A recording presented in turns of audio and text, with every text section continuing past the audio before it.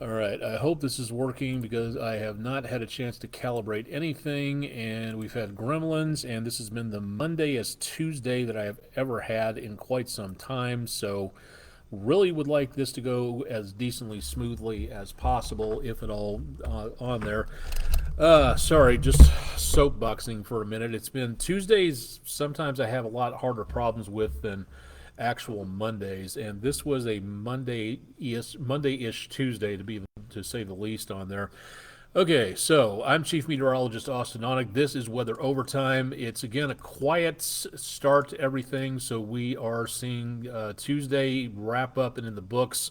No problems at all again being seen here, but we will see some rain chances coming up into the next couple of days. For right now, again, it was a very warm day, degree shy of 90 and within 11 degrees of a record high temperature. So I think we could turn the heat off at just about any point in time.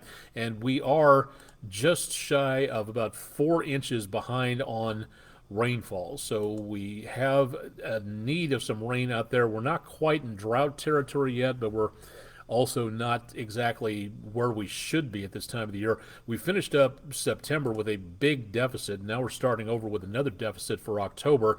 And October is typically one of the rainier months of the year around the Chattanooga area. So whether or not we pick up any more rainfall in the next couple of weeks looks pretty iffy at this point, but we'll talk more about that coming up in just a little while.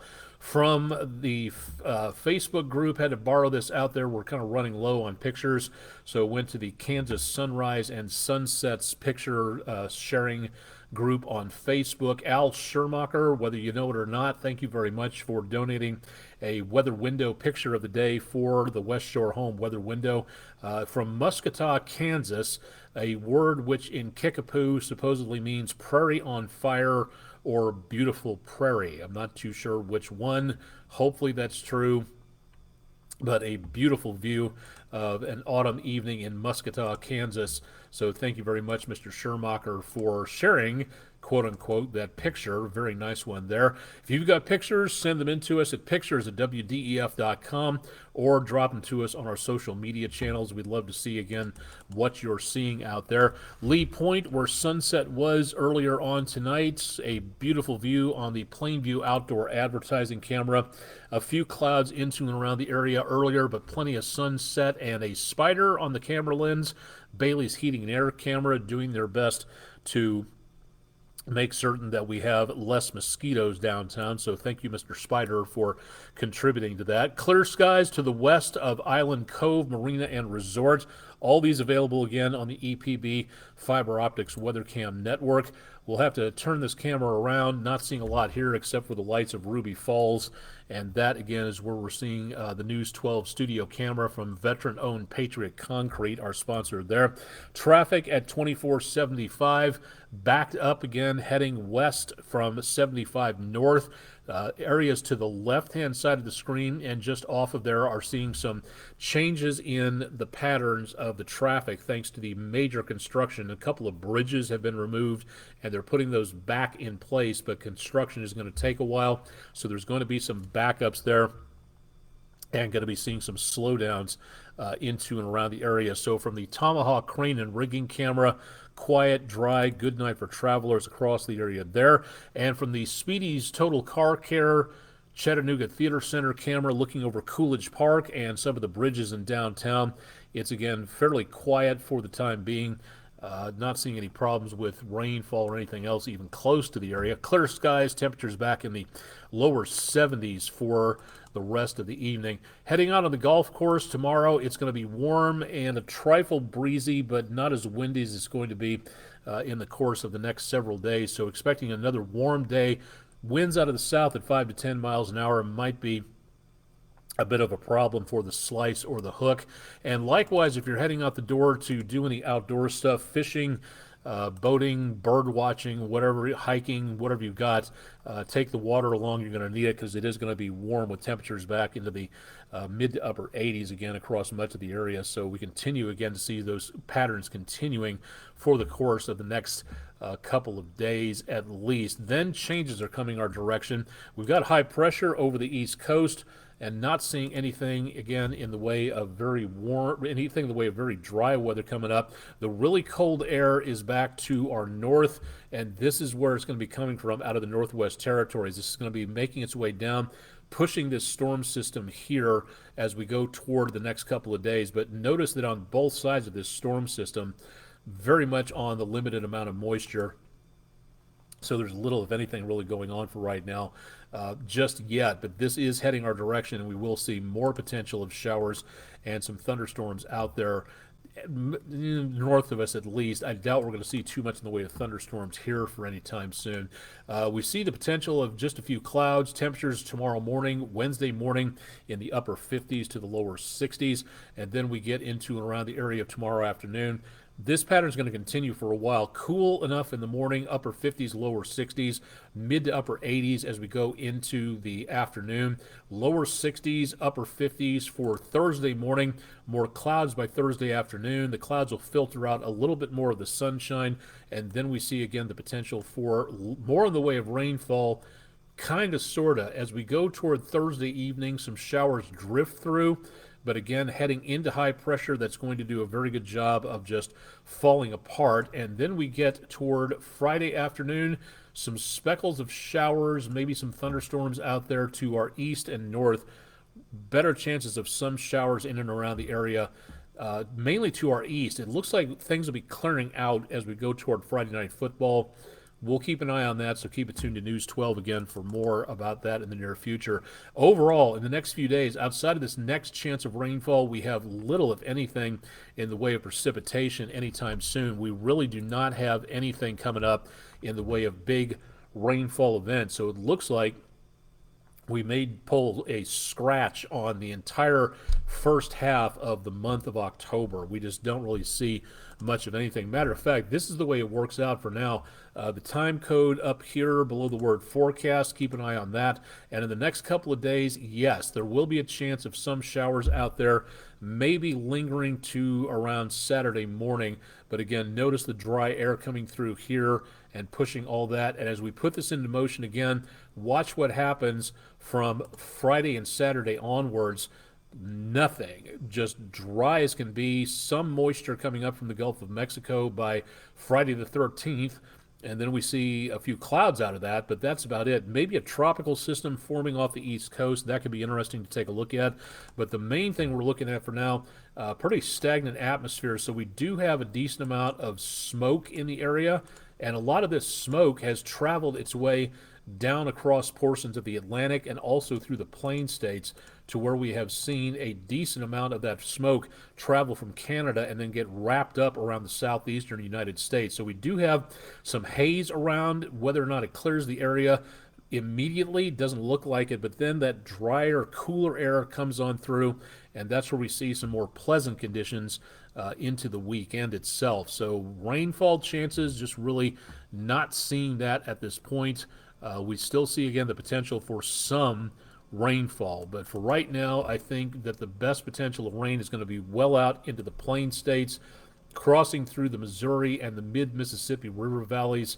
Ahead of that, back toward the mid-south, Little Rock, Missouri, Tennessee, northwest Mississippi.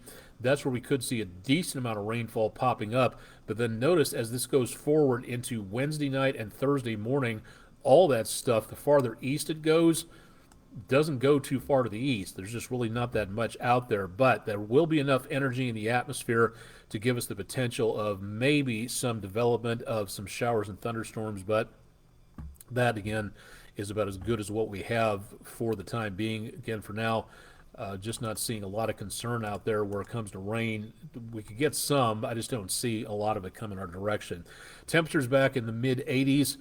For tomorrow, very nice weather coming up, no problem at all. Let's go ahead and jump ahead to the 7-day forecast and give you an idea as to what we're seeing out there for now. It's going to be a quiet couple of days afterwards as well, as we see the chance of showers for parts of the area on Friday. And then we get into around Saturday. The storm system wraps up, makes its way on through, and that is where we could see the possibility of some windy conditions on Saturday. Doesn't look like much, but could be about 20, 25 miles per hour. At least that's what we're seeing on the computer models for now. We also see temperatures going from above normal to just at normal on Friday to below normal for the weekend and most of the early part of Monday, upper 60s to lower 70s, and even some lower 40s possible getting into early next week. So mild at least. And after we see Monday pass, I think we'll be back to normal for most of the rest of next week. Temperatures in the high 70s to the lower 80s. Hopefully, this trend continues because on the other side of this forecast, by next weekend, that's the annular solar eclipse. So hopefully, weather stays good for not this Saturday, but next Saturday. We'll keep you updated on those potentials coming up as we go throughout the course of the next several days or so. When it comes to climate change, a great opportunity to be able to look and see what's going on out there, keeping an eye on the news, especially where it comes to what's going on with our planet. From the United Nations Environment Program and from the Intergovernmental Panel on Climate Change, information about how a lot of European countries were way warmer than recent normals, and the trend is bothersome and very worrisome, in fact, to where we see those monthly averages continue to hike upwards. So keeping an eye on what's going on with the temperatures out there in areas that have not seen weather like this ever before, and again, getting into the next few decades, a little on the scary side there. Emily Atkin, an environmental and science writer, helped to form the climate change information site heated.world, and taking a look at some of the companies out there that have been talking about how they are investing in green technology or investing in clean technology or investing in anything involving stuff that helps the environment. Well, that's true, kind of, sort of. There's some truth involved in that, but not a whole lot. And unfortunately, a lot of these companies are dedicated to still the profits of digging dead dinosaur fuel out of the ground and polluting our atmosphere. So heated.world talking about the new practice of what is called paltering, about the idea that yes, they might have a partial interest in some environmental concerns or clean technology and clean energy, but on the whole, it's pretty much status quo where the practice is concerned of continuing to get oil out of the ground. So interesting little article from Miss Atkin and some of her colleagues there. And also overlooking a major part of what climate change is all about. We know about the energy from the atmosphere being held in place by the greenhouse effect, and we know that more carbon dioxide in the atmosphere helps to increase the greenhouse effect. We know that the oceans have been absorbing a lot of that energy for the last few decades, and because of that, that's helping to melt the glaciers. It's helping to stir up more powerful storms like hurricanes and make them more unpredictable and powerful and happen more often. We've been, according to Science Alert, fascinating article about how we have overlooked just the overall lithosphere. You've got the hydrosphere, the ocean, the atmosphere of what we breathe in. The lithosphere is everything we walk on, the planet and its mass that holds us and the atmosphere down due to gravity. The lithosphere, the ground itself, is absorbing the heat, and to an alarming rate, to the point of where we may be looking at not only problems under the ocean where coral bleaching and species have to move to cooler waters to survive, we're also looking at heating the ground up so much that it could damage crops or make them completely and totally impossible in a heated world. So if you'd like to see more about these links, head to my social media pages for a lot more. Good opportunity again to learn more about what we can do to both learn about climate change and also prevent it. So something to think about on that. We have about 10 days until the annular solar eclipse. We'll talk about that in a second. And about roughly a half a year until the total solar eclipse of April 8th, 2024. Now, for the annular solar eclipse, that is coming up as we go into this next weekend, and the path of totality or near totality, it's going to be about, again, it's going to look like a ring of fire.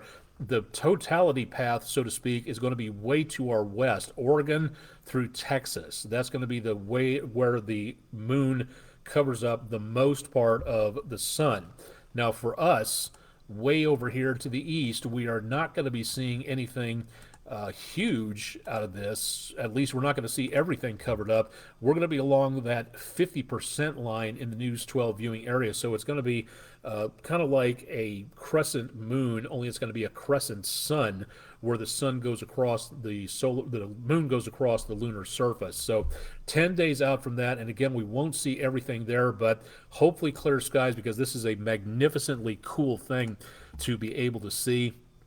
And again, hopefully we're able to see that with the weather out there. So again, we'll be looking forward to that. Once again, do not use binoculars. You may have those special lenses, glasses you had from the last eclipse that happened in 2017. That's okay. Special filters for your camera to look through, that's fine, but do not use binoculars to look at the sun through that, because the lenses of the binoculars focus the rays of the sun so you can see it in clear view, but that means it's coming down to a point. And if you ever used a magnifying glass to start a fire at a campfire or something like that to focus the sun's rays down to a point, that happens if you use binoculars toward your eyes. So do not do that. There's plenty of safety procedures out there. We'll talk more about that coming up in the next several days and weeks, so definitely want to stay tuned to News 12 for more on that. It's about 16 days out, give or take, just maybe about 15 by the time we hit midnight tonight. The Great Central U.S. Shakeout, or actually now just the Great U.S. Shakeout, is where we plan ahead for earthquakes. Yes, we don't get that many of them here, but to plan ahead for a disaster means you need to think about what might happen. And if you're in an area that does have earthquakes and you visit there, time to know what to do just beforehand or afterwards. Now would be the time to make certain that you are up to date. This is a great opportunity to get kids and students involved to say, what would you do if A happened, B happened, C happened? If there's an earthquake, again, that's one more thing you can be prepared for. So that's really cool to look at. If you've got an event going on, share it with the organizers here at shakeout.org. Let them know what you're doing, and that you can put that on a list of various local agencies to show what's going on. So please consider that. Make certain that you, again, have that information ready to go, and keep an eye on shakeout.org for more information, as it'll be happening at about 10 o'clock Eastern Time, local time. So more information, again, available, shakeout.org. Great opportunity to learn more and to practice more about disaster drills and to find out more about how to be prepared in general. It's one of the best things that you could possibly do. Teachers, administrators, again, please go to wdef.com/weather to request a visit from our weather experts, and that's at the Weather in the Classroom, sponsored by Food City. Thank you, Food City, for being our sponsor on that, and definitely want to get a hold of that. We've had 10 requests so far, and we've already gone to a couple of events, so get your request in as soon as you possibly can.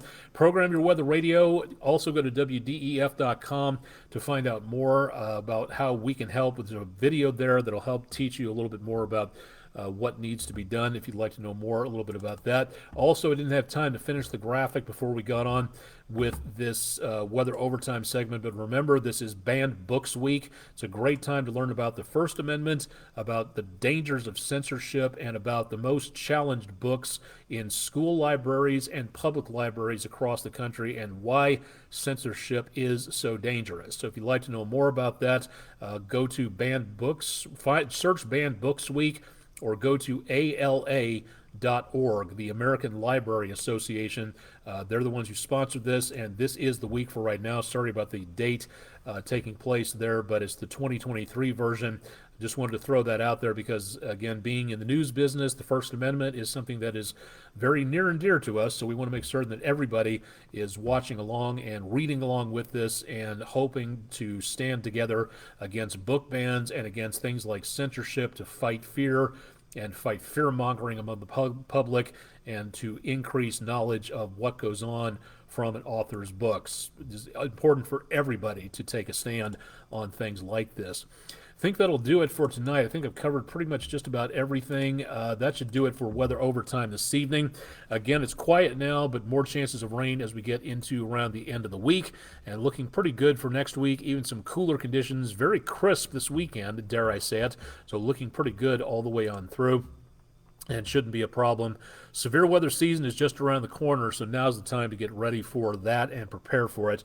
I'm Chief Meteorologist Austen Onek. This has been Weather Overtime for Tuesday, the 3rd of October. Thanks for joining us tonight, and stay tuned for more Chip Chap, and has your forecast bright and early.